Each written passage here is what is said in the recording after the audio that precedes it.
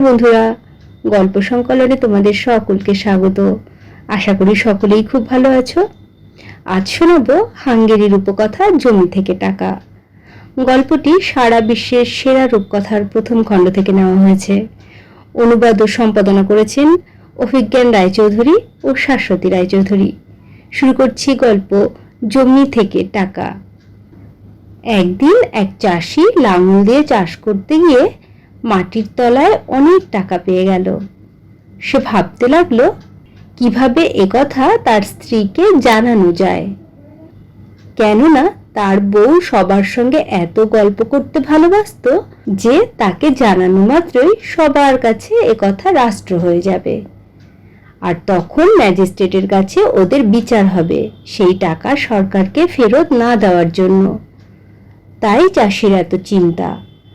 অনেক ভেবে টেবে চাষি একটা খরগোশ আর মাছ বাজার থেকে কিনে আনলো। মাছটা ঝোপে লুকিয়ে রাখলো আর খরগোশটা ঝুলিয়ে রাখলো গাছে। দুপুরে খেতে এসে বউকে বলল, আজ মাছ খাওয়া যাক, চলো মাঠ থেকে ধরে আনি। তুমি কি পাগল হলে? মাঠে আবার মাছ পাওয়া যায় নাকি? বউ বলে উঠল, চলো তাহলে আমার সঙ্গে, আমি আজ ঝোপের মধ্যে কিছু মাছ দেখেছি। বলে চাষি ওর বউকে নিয়ে ওই ঝোপের দিকে চলল। ঝোপের কাছে এসে লাঠি দিয়ে ঝোপটা নাড়া দিতেই মাছটা দেখা গেল। এবার চাষি বলে উঠল, চলো খরগোশ ধরা যাক। তুমি ইয়ার্কি করছো নাকি? বন্দুক ছাড়া খরগোশ কিভাবে ধরবে? চিন্তা করো না, আজকাল গাছে খরগোশ পাওয়া যায়, লাঠি দিয়ে ধাক্কা দিলেই খরগোশ গাছ থেকে পড়বে। ওরা দুজন চারদিকে দেখতে দেখতে যাচ্ছিল। হঠাৎ ওর বউ বলে উঠল, দেখো ওই গাছে একটা খরগোশ ঝুলছে। চাষি গিয়ে ওই গাছে লাঠি দিয়ে ঝাড়া দিতেই খরগোশ পড়ল। সন্ধেবেলা ওরা যখন বাড়ি ফিরছিল সে সময় চার্চের সামনে দাঁড়িয়ে থাকা একটা গাধা চিৎকার করে উঠল। চাষি বউকে বলে উঠল, জানো গাধা চিৎকার করে কি বলছে?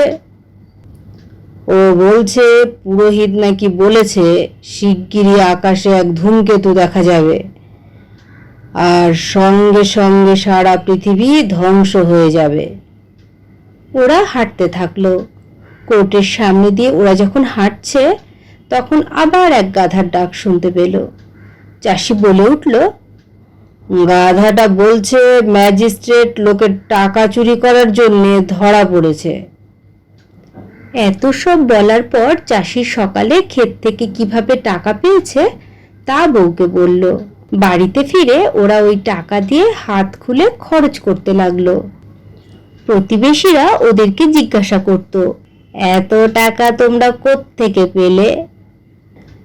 একদিন চাষির বারণ থাকা সত্ত্বেও ওর বউ আর চেপে রাখতে না পেরে বলে উঠল যে সব টাকা ওরা ক্ষেত থেকে কুড়িয়ে পেয়েছে।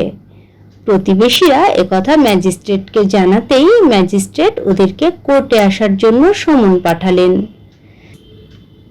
চাষি কিন্তু কোর্টে গিয়ে টাকা পাওয়ার কথা সম্পূর্ণ অস্বীকার করল।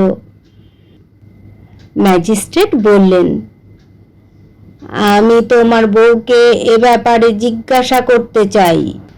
চাষি জানালো, আমার বউ অত্যন্ত বোকা হুজুর, ওর কোনো কথা বিশ্বাস করবেন না। কোর্টে ওর বউও উপস্থিত ছিল। বউ রেগে গিয়ে বলে উঠল, যেদিন আমরা ঝোপ থেকে মাছ ধরেছিলাম সেদিন সকালে তুমি টাকা পাওনি, হুজুরের সামনে মিথ্যে কথা বলছো। হুজুর আপনি শুনুন, আমরা নাকি ঝোপ থেকে মাছ পেয়েছি। তারপর তুমি এর মধ্যে ভুলে গেলে আমরা সেদিন গাছ থেকে একটা খরগোশও পেয়েছিলাম। হুজুর আপনাকে বলেইছিলাম আমার বউ নিতান্ত বোকা, ওকে জিজ্ঞাসা করে কোনো লাভ নেই। বোকা আমি না তুমি? এর মধ্যেই তুমি ভুলে গেলে আমরা যখন চার্চের সামনে দিয়ে আসছিলাম একটা গাধা ডেকে বলছিল পুরোহিত নাকি বলেছে কিছুদিনের মধ্যেই ধূমকেতু দেখা যাবে, আর সঙ্গে সঙ্গে পৃথিবী ধ্বংস হয়ে যাবে। হুজুর, আমি ঠিক বলিনি? আমার স্ত্রী এতই বোকা, আমার ভয় ও এমন কিছু কথা না বলে বসে যাতে হুজুরের অপমান হয়। এবার বউ খুব রেগে গিয়ে চেঁচিয়ে বলে উঠল, সেদিন আমরা যখন কোর্টের সামনে দিয়ে যাচ্ছিলাম, একটা গাধা চেঁচিয়ে আমাদের বলছিল ম্যাজিস্ট্রেট নাকি টাকা চুরির জন্য ধরা। ম্যাজিস্ট্রেট লাফিয়ে উঠে চাষির বউয়ের কথা আর সম্পূর্ণ করতে না দিয়েই বলে উঠলেন, যাও, তোমরা বাড়ি ফিরে যাও। তোমার বউ শুধু বুদ্ধিহীনাই নয়, পাগলও। ওর কোনো কথাই বিশ্বাস করা যায় না। শেষ হলো গল্প জমি থেকে টাকা। গল্প পাঠ ভালো লেগে থাকলে চ্যানেলটিকে একটি লাইক করো, সাবস্ক্রাইব করে পাশে থেকো। সকলেই সুস্থ থেকো, ভালো থেকো। অনেক ধন্যবাদ।